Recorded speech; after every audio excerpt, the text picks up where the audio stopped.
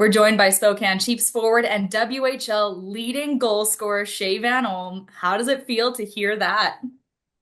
Yeah, it feels good. Our team's had a pretty successful season and individually myself as well. So yeah, it feels really good. Sitting on 48 goals right now, how hungry are you to get to that 50 goal benchmark? Yeah, super hungry. It was something that I hadn't really put too much thought into throughout the whole season, but now that it's just kind of inches away, it's on my mind a bit. So yeah, number one goal is to win games, but individual stuff is something that, I take pride in, players take pride in. So yeah, there's a little something there for sure.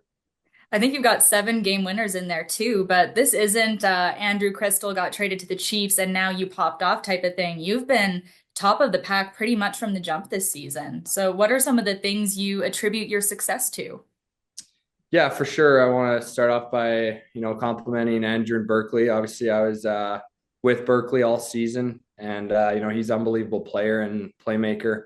But yeah, for me, I would just say off season for me, I just had a really, big off season. It was kind of my longest one of my career, being out in the first round last year. So yeah, I had a really big off season and just really good mindset coming into the year, and I kind of had a chip on my shoulder as well. So. Does it mean something extra to be doing all this in your final year? For sure. It's last kick at the can. I think every 20-year-old wants sort of their last year to be their best year. And, that's kind of what's come to fruition for me. So yeah, no, for sure. That's something that I was thinking about before the year too. And just kind of, leave the WHL on the highest note I can. You're also kind of in that unique position where you won a WHL championship in your rookie season with Edmonton. How do you look back on that experience and what you took away from it? Yeah, for sure. Being a young guy coming into the league and being on such a star-studded lineup, for me, I was just trying to be as big as a sponge as I could and learn from, guys like Jake Neighbors and Kane Gooley, Sebastian Cossa, Dylan Gunther, just like, you can go down the whole roster and, we had really good leadership. So just being a leader now on a really good team this year, learning from the leaders I had previously, that's been a big thing. And I was in and out of the lineup type of player, and just trying to earn my ice time as much as I could. But the biggest thing for me was just watching how those other guys who were playing the top line minutes and had all the pressure on them, and just seeing how they handled it. And it's kind of my time to be in their shoes, so it's fun and pressure's a privilege. And yeah, no, it's really exciting. Is that something you can share with the room in Spokane, just knowing what it takes to go all the way? Yeah, for sure. That's for sure something I bring to this team. In Kamloops as well.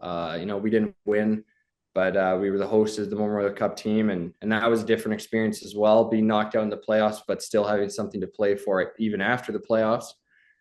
So both of those two teams I was on, learned a lot from tons of great leaders, and yeah, for sure, Cami, I bring not only my experience but the experience from some of my past teammates as well. Do you see that in this Chiefs team, the chance to, do something big in the postseason?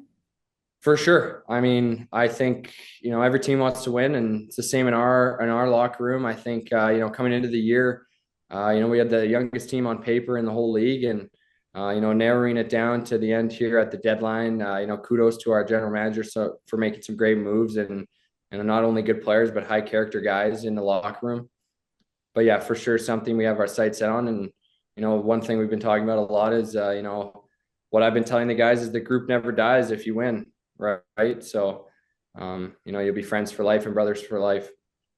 You mentioned earlier things kind of coming full circle for you in your WHL career. You also have a chance to, get another kick at the can with Brad Lauer, who was your coach in Edmonton in 2022. Yeah, for sure. Brad's an unreal mentor. He really, really does well in this league. He's proven that, and coming in this year, I speak very highly of him, obviously, and he's just done just that. And he's really got a lot of buy-in from a lot of the younger guys on our team.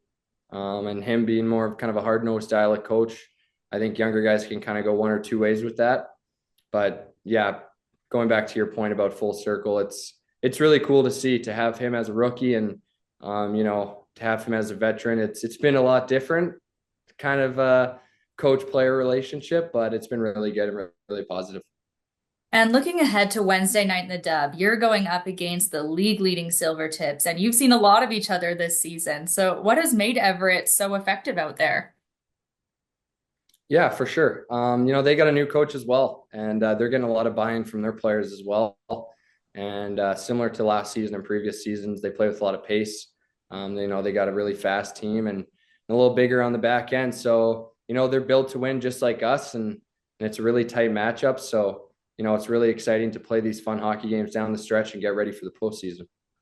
Three of your four games against Everett have been really close, but then you guys put the 10 spot up on February 1st. Does that change how these teams could approach this match on Wednesday?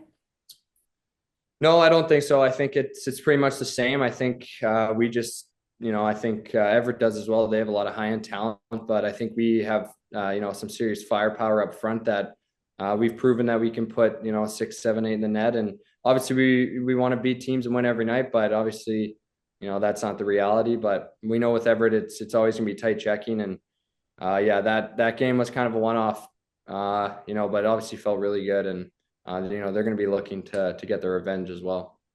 You've got Everett twice more before the end of the regular season here. So, what do these games mean to Spokane in terms of playoff preparation? Yeah, they mean a lot. Obviously, it's huge to benchmark yourself against the top team in the league, and yeah, potential playoff matchup down the road also. So just seeing how different line matchups and obviously seeing the special teams as well is going to be big, and they're a really good team with us. So they're going to be tight checking games, and I think that's good for any team going into the playoffs to have playoff style type of games. And we've got Nashville Predators prospect Austin Roost as the Silvertips player to watch in his return to the WHL.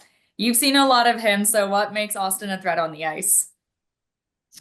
Yeah, for sure. He brings a lot of leadership to their team on and off the ice. Obviously, coming back from pro is he's got to see what it's like at the next level. But for his game, I think he's a fast 200-foot player that can put the puck in the net and make plays at any spot on the ice. So it's been fun to compete with him the last couple of years, and still is. Thanks for taking the time, Shea. Good luck on Wednesday. Thanks a lot, Cami.